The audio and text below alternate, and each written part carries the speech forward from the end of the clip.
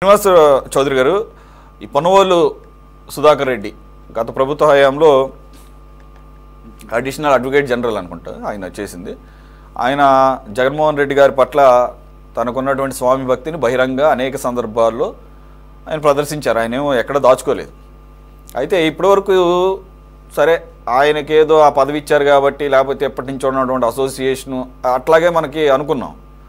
కానీ నేను కూడా ఏం తక్కువ కాదని చెప్పేసి ఆయన కుమారుడికి 2021లోనే ఈ శ్రీకాకుళం జిల్లాకు సంబంధించినటువంటి గ్రానైట్ గనుల్ని లీజ్కి ఇచ్చారు. అది కూడా అప్పటికే రాష్ట్రంలో 6000 అప్లికేషన్లు పెండింగ్లో ఉంటే ఈ ఒక్క ఫైల్ మాత్రమే ఇంత ఫాస్ట్గా కదలదంట. యాక్చువల్గా 39 రోజుల్లో ప్రపోజల్ పెడితే 78 రోజుల్లోనేమో అది ప్రిన్సిపల్ అప్రూవల్ అయిపోయింది. మొత్తం అన్ని కేంద్ర ప్రభుత్వం నుంచి అలాగే పర్యావరణ క్లియరెన్స్లు అన్నీ కూడా టకటకా వచ్చేస్తే ఈ 4.9 హెక్టార్లకు సంబంధించినటువంటి గ్రానైట్ కూడా బ్లూ కలర్ అంటే మరి దీనికి మేబీ ఇదేం వాల్యుబుల్ ఏమో, ఇది కూడా పరిశీలించాలి. నార్మల్ గ్రానైట్ కాదు, ఇది కలర్డ్ గ్రానైట్ అట, బ్లూ కలర్ అట. అవి 11 నెలల్లో కేంద్ర ప్రభుత్వం నుంచి కూడా అనుమతులు అనేది తెచ్చేసుకొని ఈ ఒక్క ఫైల్ మాత్రం ఫాస్ట్గా మూవ్ అయింది అనేది. అలాగే అదొకటే కాదు, మదనపల్లిలో కూడా ఒక ఆవిడ రేష్మా నవాజ్ అన్న ఆవిడ ఒక 2 హెక్టార్లకు సంబంధించి ఆవిడ అన్ని పర్మిషన్లు ఆవిడ దరఖాస్తు చేసుకుంటే ఆవిడ దాన్ని ఆపేసి ఈయనకి ఇచ్చారట, ఈ పొన్నవోలు సుధాకర్ రెడ్డి గారి పుత్రరత్నానికి. ఆవిడ పాపం హైకోర్టుకు కూడా వెళ్ళిందంటే, అయినా కూడా వీళ్ళు ఎక్కడ తగ్గలేదు. ఇకపోతే ఓవరాల్గా ఈ లీజ్ వ్యవహారం 2021 ఏప్రిల్లో స్టార్ట్ అయితే 2022 మొదటి కల్లా మొత్తం ఆయన చేతికి వచ్చేసిందని చెప్పేసి అంటున్నారు. సరే అది ఎంత వాల్యూ ఏంటనేది ఇంకా బయటికి రావాల్సిన అవసరం ఉంది. ఏంటిది అంతే, పొన్నవోలు గారు ఆ కృతజ్ఞతాభావంతోనే ఆ రకంగా అరే ఏమన్నా అనుకుంటారు, అసలు నేను ఒక న్యాయవాద వృత్తిలో ఉన్నాను, ప్రభుత్వ నన్ను ఒక అధికారం ఇచ్చి ఒక పదవిలో కూర్చోబెట్టింది అన్నది కూడా లేకుండా నేను జగన్మోహన్ రెడ్డి గారికి అనుంగ శిష్యుణ్ణి, మిత్రుణ్ణి, లేదంటే కనుక ఆయన పద్మాల దగ్గర కూర్చుంటాను జీవితాంతం అన్న టైప్లో మాట్లాడాడు ఆయన, మనం చూసాం. అంతేనా? దానికి దీనికి ఇక్కడ ఆ రకమైనటువంటి రిలేషన్ కనబడుతుందా? ఇదంతా కొంత ఆశ్చర్యంగా గురి చేయాల్సిన అవసరం లేదు సార్. చాలా క్లియర్గా రాజ్యాంగ పదవిలో ఉన్నటువంటి పొన్నవోలు సుధాకర్ రెడ్డి గారు స్వయాన లాయర్ అని తీసేసి లయర్ అని పెట్టుకుంటే బాగుంటుంది. దానికి అర్థం మీకు అందరికి ఐడియా వచ్చి ఉంటుంది. ఈరోజు ఢిల్లీలో ప్రెస్ మీట్, వీలైతే అమెరికాలో ప్రెస్ మీట్, లేదా హైదరాబాద్లో ప్రెస్ మీట్, లేదా అమరావతిలో ప్రెస్ మీట్. ఈయన స్పోక్స్ పర్సన్ వైసీపీకి అప్పట్లో. ఈరోజు జగన్మోహన్ రెడ్డి గారు ఎన్ని కష్టాలు ఉన్నారో తెలుసా అని లాస్ ఏంజల్స్లో టాక్సెస్కి వెళ్ళి కన్నీరు పెట్టుకొని జగన్మోహన్ రెడ్డి కోట్లు ఏంటి డబ్బులు ఏంటి అన్నాడు. ఈయన చర్చలు తిరిగి ప్రార్థన చేశాడు. మా స్వామి భక్తి చూస్తే నా భూతో నా భవిష్యత్. అటువంటి వ్యక్తి శ్రీకాకుళంలో గ్రనైట్లు కొట్టేయడం పెద్ద ఆశ్చర్యం కాదు కదా సార్. వాళ్ళు తెచ్చుకునేందుకు వెంకటరెడ్డిని, వాసుదేవరెడ్డిని, అధర్మారెడ్డిని ఇట్లాంటి కొంతమంది వేరే వేరే వేరే చోట్ల ఎక్కడో సెంట్రల్ గవర్నమెంట్లో సర్వీసులో ఉంటే ఈ మాఫియా సామ్రాజ్యానికి సంతకాలు పెట్టడం కోసం తెచ్చుకున్నారు కదా వీళ్ళంతా. కాబట్టి వాళ్ళ పనులు చేసి పెట్టారు. చివరికి జైలు పాలయ్యారు. చివరికి ఎస్పీలు కూడా జైలు పరిస్థితి ఏర్పడతారు. సో అవినీతి సామ్రాజ్య నిర్మాణం భాగంగానే వీళ్ళందరినీ ఏరుకో తెచ్చేసుకున్నారు. అప్పలంగా ఈరోజు గ్రీన్ ట్రిబ్యునల్ కూడా వ్యతిరేకించి క్వారీని 2150 ఎకరాలు అనుకుంటా రేర్ గ్రనైట్ 6000 అప్లికేషన్ పెండింగ్ ఉంటే ఒక అప్లికేషన్ ఇచ్చేది ఎంత దూరం, అది కూడా ఆగమేఘాల మీద. ఎంఆర్ఓ క్లియరెన్స్ ఇచ్చేసాడంట, కలెక్టర్ ఓకే చేశాడంట, ఆర్టీఓ ఫైల్ ఇచ్చేసాడంట. మరి ఎంత చదివారో, ఎన్ని కోట్లు సంపాదించుకున్నారో, ఆ పొన్నవోలు సుధాకర్ రెడ్డి గారి కొడుకు మీద ఉన్న ప్రేమ ఏందో, ఆయన గన్నులు సంపాదించడం కోసం 2,000 కోట్ల రూపాయలు ప్రజల సంపదను దోచుకోవడం ఏందో. అంటే వీళ్ళు కూడా ఏందండి వచ్చి ఉపన్యాసాలు చెప్తారు పతివ్రతలాగా. ఈ పతివ్రతల్లో వాళ్ళ అమ్మ ముగుళ్ళగా చెప్తున్నారు, అది బాధేస్తుంది. ఆయన ఒక 2-3 సార్లు ప్రెస్ మీట్లో మాట్లాడాడు. ఆయన అప్పుడు చూసినప్పుడు ఓయమ్మ ఆయన చాలా నిజాయితీగా లాయర్ ఏమనుకున్నా కానీ లయ్యర్ అని మళ్ళీ తెలిసింది. ఎంత దుర్మార్గం సార్. ఒక లాయర్ వృత్తి, న్యాయవాది వృత్తి ప్రపంచంలో చాలా గౌరవించే వృత్తి. 10 మందికి న్యాయం చెప్పాల్సిన వ్యక్తి అబద్ధాలు మాట్లాడే స్థాయికి దిగజారిపోయాడు. జగన్మోహన్ రెడ్డి గారు బాకాగా తయారయ్యాడు, మౌత్ పీస్ లాగా ప్రెస్ మీట్లు పెట్టుకుంటా. ఒక రకంగా చెప్పాలంటే స్వామి భక్తి కన్నా, హనుమంతుడి కన్నా ఇంక వేరే రకంగా చెప్పాలంటే ఆయన ఒక ప్రేతాత్మ అయిన కూడా అనుకుంటున్నాను. పొన్నవోలు సుధాకర్ రెడ్డి, వి సుబ్బారెడ్డి ఇట్లాంటి కొంతమంది ఒక 5-6 మంది ప్రేత ఆత్మలు ఉన్నారు జగన్మోహన్ రెడ్డి గారి ఆత్మలు. అందులో ఒక ప్రేతాత్మ. కాబట్టి చాలా నిర్దాక్షిణ్యంగా దుర్మార్గంగా ప్రజలు కొట్టేశారు. ఖచ్చితంగా విచారణ జరగాలి, చర్యలు తీసుకోవాలని కూడా మా ఇండియా గవర్నమెంట్ మొదలుపెట్టింది. Right. ఖచ్చితంగా దీని లోతుపాతులు బయట తీసుకొస్తాం, చర్యలు తీసుకుందాం సార్. ఓకే సైదా గారు, మనం పొన్నవోలు గారిని సెపరేట్గా చూడాలి. మిగిలిన స్వామి భక్తులు సంగతి పక్కన పెడితే రోజా గారు ఎలాగో అసెంబ్లీలో జగనన్న అంటూ పొగుడుతూ మాట్లాడటం ఇవన్నీ అంటే మాట్లాడొచ్చు, కానీ శృతి మించి అలాగే చూడటానికే ఎబ్బెట్టిగా ఉండేది ఆ టైప్లో చూసాం. అలాగే మిగిలిన ఎమ్మెల్యేలు కూడా బహిరంగ సభల్లో ఆయన మెప్పు పొందడానికి ఎలా మాట్లాడు. ఈయన అసలు ఒక అధికారిగా ఉండి, ఒక ప్రభుత్వ అధికారిగా ఉండి ఆఖరికి కళ్ళనీళ్ళు కూడా పెట్టుకున్న టైంలో జగన్మోహన్ రెడ్డి గారికి చాలా నష్టం జరిగిపోతుందని చెప్పేసి లిటరల్లీ కన్నీళ్ళు పెట్టుకోవడం కూడా చూసాం. ఇదేంట్రా బాబు, అసలు ఇలా కూడా ఉంటారా? ఒక ప్రభుత్వ అధికారి ఇంత బహిరంగ ఒక వ్యక్తికి వంత పాడుదని చెప్పేసి అంటే ఇది అనమాట ఈ మొత్తం కారణం. ఇవి ఈ రకమైన ప్రతిఫలాలు. సైదా గారు. సురేష్ గారు, ఈ పొన్నవాల సుధాకర్ రెడ్డి గారి కుమారుడు పుత్రరత్నం కార్తీక్ రెడ్డి శ్రీకాకుళం జిల్లాలో బ్లూ గ్రానైట్ సంబంధించి నందిగం మండలం పొన్నడూరు గ్రామానికి సంబంధించి సర్వే నెంబర్ 1లో 4.920 అంటే దాదాపు 5 హెక్టార్లు 10 ఎకరాల భూమి ఈ గ్రానైట్ లీజుకి సంబంధించి అప్లై చేసుకున్నటువంటి కొద్ది రోజులతోనే అంటే 36 రోజుల్లోనే ఆగమేఘాల మీద ఈ ఫైల్ మొత్తం మూవ్ చేసి ఆనాడు గ్రానైట్ గనుడు చూసాం వెంకటరెడ్డి గారు మొన్నటిదాకా జైల్లో చుట్టుకుడు గురించి బయటకు వచ్చాడు. పాపం జైల్లో కూడా అతని కోసం ఈ ప్రభుత్వం సకల మర్యాదలు చేసింది, ఫ్రిడ్జ్లు పెట్టింది. సీనన్న చెప్పాలని సమాధానం. అతనికి ఏసీలు, ఫ్రిడ్జ్లు, పాపం ఇది స్మార్ట్ ఫోన్లు కూడా ఇచ్చింది ఈ ప్రభుత్వం అలాంటి గనుడికి. ఎందుకంటే అలాంటి గనుడు ఆ రోజునటువంటి గనుడు శాఖ మంత్రి వెంకటరెడ్డి ఆగమేఘాల మీద ఫైల్ మూవ్ చేసి మరి కట్టబెట్టారంటే దీన్ని ఏమనుకోవాలో మనం ఆలోచించాలి. మీరు చెప్పినట్టుగా సీనన్న చెప్పినట్టుగా 6,000 అప్లికేషన్లు పెండింగ్ లో ఉంటే ఆ రోజు ఆగమేఘాల మీద ఈ ఫైల్ మూవ్ చేసి అలాగే వేరే వాళ్ళ పేరు మీద కూడా మదనపల్లి సంబంధించి ఒక ముస్లిం మహిళ పేరు పెట్టుకుంటే గనులను కూడా మరి వీళ్ళకి అప్పచెప్పారంటే ఇంతకంటే దుర్మార్గం ఏమైనా ఉందని నేను చెప్తాను. ఇంకో మాట ఇక్కడ మీరు గుర్తించాలి. ఇందాక మీరు చెప్పారు ఆయన పాపం కన్నీటి పరివర్తం అయ్యాడు, జగన్మోహన్ రెడ్డికి ఇబ్బంది కలుగుతా ఉంది. అదే ఈ ఉప్పు తిన్న విశ్వాసం. అయితే ఆ రోజు రాజశేఖర రెడ్డి గారు మీద ఈ యొక్క జగన్మోహన్ రెడ్డి గారు కేసుల్లో FIRలో చేర్చమని చెప్పి పిటిషన్ వేసినటువంటి అతిపెద్ద దొంగ ఈ సుధాకర్ రెడ్డి, పొన్నవోలు సుధాకర్ రెడ్డి. రాజశేఖర రెడ్డి గారిని ఛార్జ్ షీట్ లో పెట్టమని చెప్పి కోర్టుకు వెళ్ళినటువంటి అవినీతి అన్యాయాధిపతి ఈ యొక్క పొన్నవోలు సుధాకర్ రెడ్డి.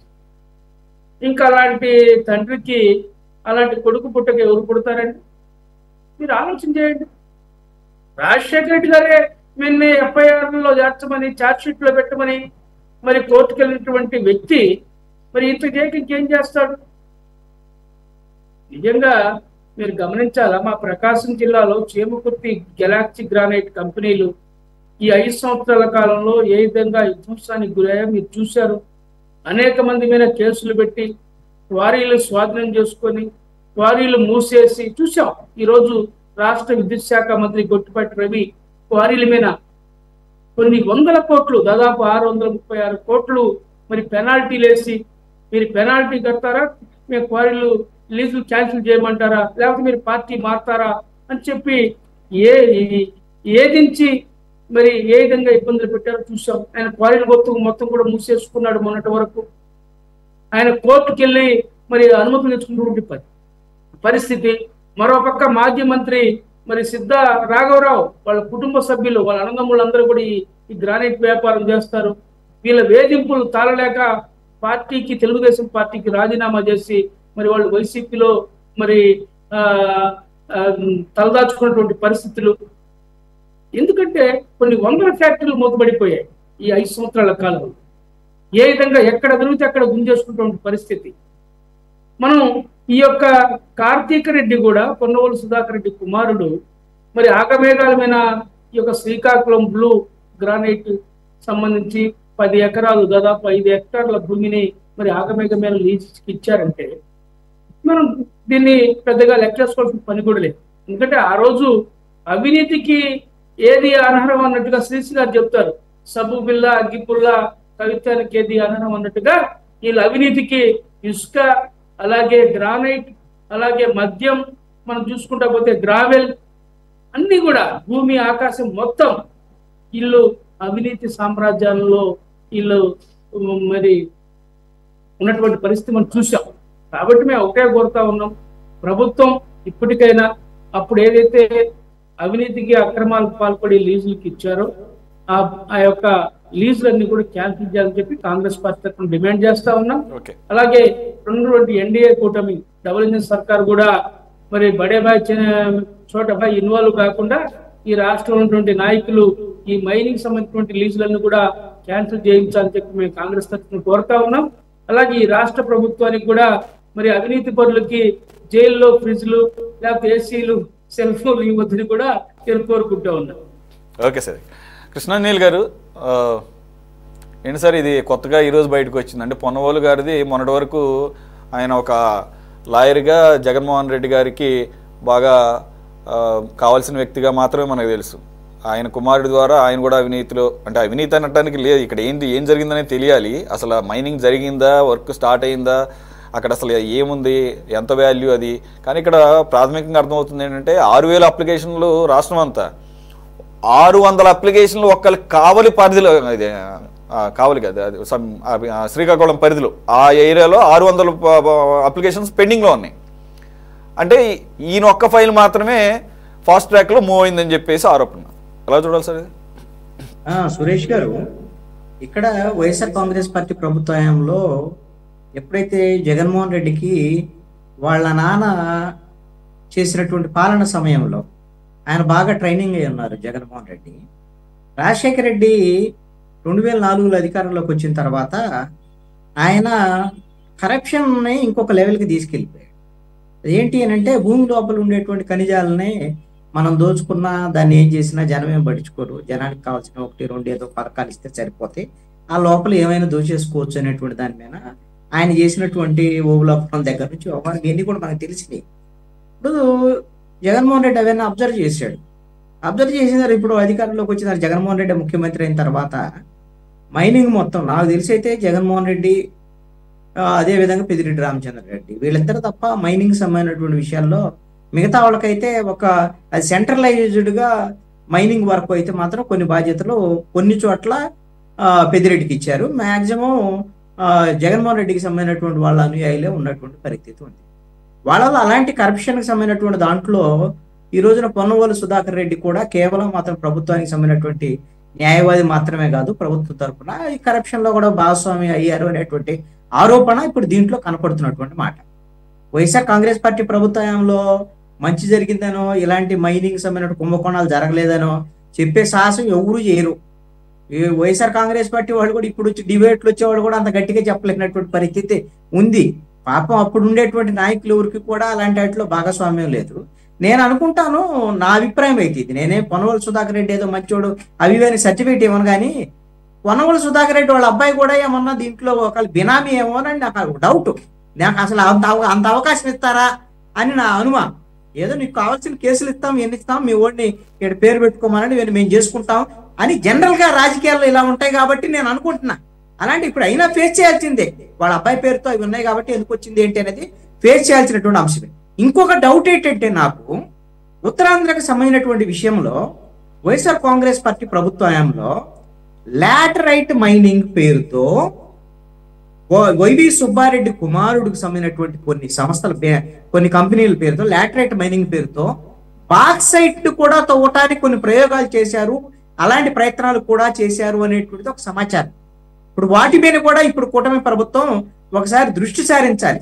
అసలు వైవి సుబ్బారెడ్డి ఉత్తరాంధ్ర ఇన్ఛార్జిగా వెళ్ళి ఎలాగైతే విజయసాయిరెడ్డి భూములకు సంబంధించినటువంటి వారు ఫస్ట్ పేజీలో విజయసాయిరెడ్డి అండి, విశాఖపట్నం చుట్టూ ఉన్నటువంటి భూములు మొత్తం విజయసాయిరెడ్డి దుమ్ము దులిపేసుకొని వచ్చేసాడు. ఏమి మనకు తెలిసినట్టు. ఆ తర్వాత సుబ్బారెడ్డి వెళ్ళాడు, రెండో కృష్ణుడు. సుబ్బారెడ్డి వెళ్ళి వాళ్ళ అబ్బాయిని తీసుకొని వెళ్ళి ఉత్తరాంధ్రలో ఉన్నటువంటి లాటరైట్ మైనింగ్ పేరుతో ఇప్పుడు ఇలాంటి వాళ్ళ పెట్టుకొని ఈ మైనింగ్ మొత్తం దోచేసేటువంటి వ్యవహారాలు ఇవన్నీ కూడా చేశారు. ఇవన్నీ ఏంటంటే బాధాకరమైనటువంటి విషయం ఏంటంటే ప్రతి డిబేట్ లో మనం మాట్లాడుకుంటాం, రోజుకో కొత్తది వస్తుంది. పాపం మనమేమో మంచిగా ఉత్సాహంగా అరే చర్యలు తీసుకోవాలి అవి అని సైదా గారు మనం సేమ్ ఇవి ఆస్థాన విద్వాంసులే. మరి మీ దగ్గరున్న ఈ ఆస్థాన విద్వాంసులుగా ఉన్న మేమందరం కూడా అదిగో ఇదిగో అని మేము అంటాం. శ్రీనివాస్ చౌదరి గారు వదిలిపెట్టమని అంటాం, భాస్కర్ గారు వేసేస్తాం తీసేస్తాం అంటాం. ఇవన్నీ జరుగుతున్నాయి. పాపం 5 ఏళ్ళు పాపం మనం ఇలాగనే కట్టశ్వాసేమో నాకైతే తెలియదు. మరి ఇదైతే మాత్రం జనానికి సంబంధించినటువంటి సంపద, ఆ దాంట్లో తప్పులు జరిగితే ఖచ్చితంగా చర్యలు. అవును, అందులోని తరతరాలకు సంబంధించింది. ఇప్పుడు భూమి మీద హక్కులు మాత్రమే ప్రజలవి, భూమి అడుగున ఉన్న వాటికి ఎప్పుడు కూడా అది స్టేట్కి సంబంధించింది, అది ప్రభుత్వం సంబంధించింది, అది అంటే ఈ ప్రజలకు సంబంధించింది. ఈ ప్రజలు కూడా ఈ జనరేషన్ అని కాదు, ఈ ప్రపంచం ఈ భూమి ఉన్నంత కాలం కూడా అది ఆ భూమి మీద నివసించేటటువంటి మనుషులది అందరికి సంబంధించింది. అది అందుగురించే మనకు ఆస్తులు ఎకరాల రూపంలో పొలాలు కానీ ఇవన్నీ కూడా అంతవరకే, పైన వరకు సర్ఫేస్ వరకే. అడిగేమన్నా కనుక ఉన్న నిధులు బయటపడితే అది ప్రభుత్వానికి అప్పచెప్పాల్సిన బాధ్యత ఉంటుంది. అటువంటిది ఇలా అడ్డగోలుగా మేమే దోచేసుకుంటాం. ఏం చేసుకుంటారో మరి, ఎన్ని తరాలకు ఉపయోగపడినా కానీ అది ఎక్కువే కదా. Very unfortunate. భాస్కర్ గారు కంక్లూడ్ చేసేయండి. ఇది అదే నేను ఇందాక దురదృష్టం ఏంటంటే ఈయన కూడా మా జిల్లా ఆయనే, మీకు తెలిసే తెలియదు సార్. పొన్నవలస సుధాకర్ రెడ్డి గారు కూడా మా ఇప్పుడు కార్పొరేషన్లో గెలిచింది 24వ డివిజన్. కనుపర్తిపాడు ఒక ఊరు సార్. కనుపర్తిపాడు ఊరిలో ఆయన రైతు కుటుంబం నెల్లూరులో ప్రాక్టీస్ చేశారు. తర్వాత లక్కీగా ఆయన